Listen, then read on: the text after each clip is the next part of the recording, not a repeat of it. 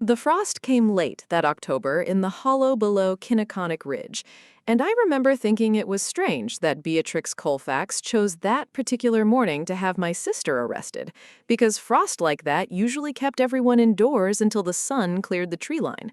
But Beatrix had never been a woman who waited on weather, or on anything else.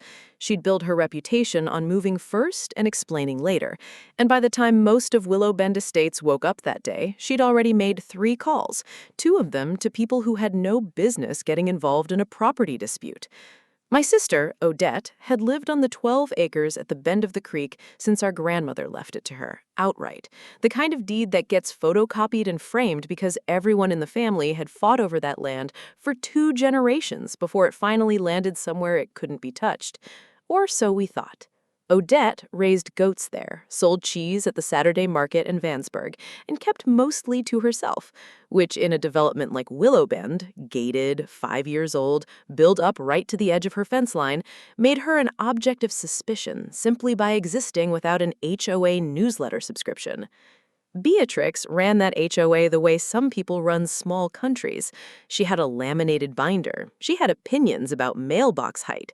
And for 18 months, she had been trying to convince the board that Odette's 12 acres, which predated the development by 60 years, were actually common land that had been improperly excluded from the original plat. Nobody took her seriously until the morning 2 sheriff's deputies showed up at Odette's gate with a warrant for grand theft of real property. The complaint alleged my sister had moved a survey marker in the night to steal roughly 4/10 of an acre from the development's greenbelt. I got the call while I was at my desk at the county clerk's office, where I'd worked the recorder's window for 11 years, cataloging deeds nobody reads until the day they desperately need one. My first instinct, I'll admit, was not entirely charitable toward my sister. Odette had a temper. She'd threatened a surveyor once back when the development first broke ground, screaming at the poor man from her porch like a garden hose was a weapon. There was a version of this where I could imagine her yanking a stake out of the ground in a fit of pique. That doubt sat in my stomach like a swallowed stone the whole drive out to the hollow, and I hated myself for it. And I went anyway. The deputy who'd made the arrest, a heavy-set young man named Prosper Nowachku, who I recognized from the courthouse cafeteria, looked almost apologetic when I got there. He told me the complaint had come with photographic evidence, time-stamped and everything, and that Beatrix herself had walked it into the sheriff's office rather than waiting for patrol to come collect it, which struck him as unusual enough that he'd mentioned it to his sergeant. I asked to see the photograph, and after some hesitation, he showed me on his phone. It was grainy, supposedly showing Odette at the boundary line at 4:47 a.m. in late October, with a mallet in her hand, the kind of image that looks damning until you look at it for longer than 5 seconds. I looked at it for longer than 5 seconds. The shadows fell wrong. At 4:47 a.m. in late October, the sun wouldn't clear the ridge for another 2 hours, and there was no moon that week. I'd checked out of the same professional habit that makes a person check page numbers on a plat map before signing off on it. Whoever staged that photograph hadn't accounted for the mountain blocking the light, and somebody had been careless enough, or arrogant enough, to think nobody would look that closely at a picture of a woman nobody liked. That was the first thing that didn't fit. The second came 3 days later when I pulled the original 1961 deed from the archive to settle the property line once and for all. The deed my own predecessor at that recorder's window had filed and indexed decades before I ever sat in that chair.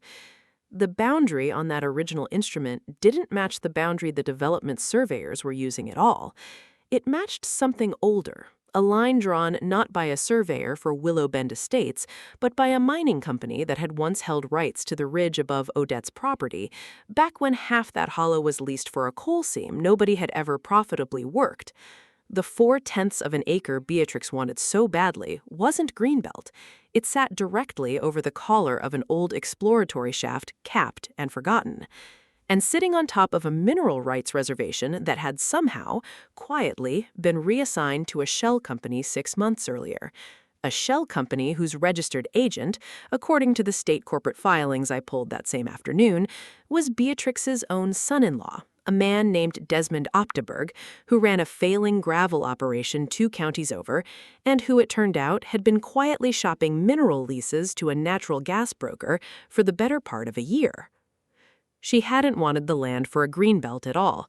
She'd wanted whatever was still leasable underneath it, and framing my sister for theft was the fastest way to get a judge to order the property held in abeyance pending resolution, which would have frozen Odette's title long enough for Desmond's company to quietly file its own competing claim on the mineral interest while nobody was paying attention to a woman who couldn't leave her own farm because of a criminal charge. I didn't go to the sheriff first. I went to my supervisor, and then, because small counties run on relationships as much as statutes, I went to a retired title examiner named Corinne Achebe, who owed me a favor from the time I'd rushed to filing for her daughter's wedding venue. Corinne still had contacts at the State Mining Commission, and it took her 4 phone calls to confirm what I already suspected. The mineral reservation had never been properly severed from the surface estate in the first place. The 1961 deed had conveyed the whole parcel, surface and subsurface both, to my grandmother's family. Full stop. Beatrix's shell company was building an empire on a document that didn't exist, and Desmond had apparently known it for at least 3 months before the fake photograph ever surfaced, based on an email Corinne's contact happened to still have in an old file. The charges against Odette collapsed within a week once the district attorney's office saw the timestamp discrepancy and the shell company filing side by side.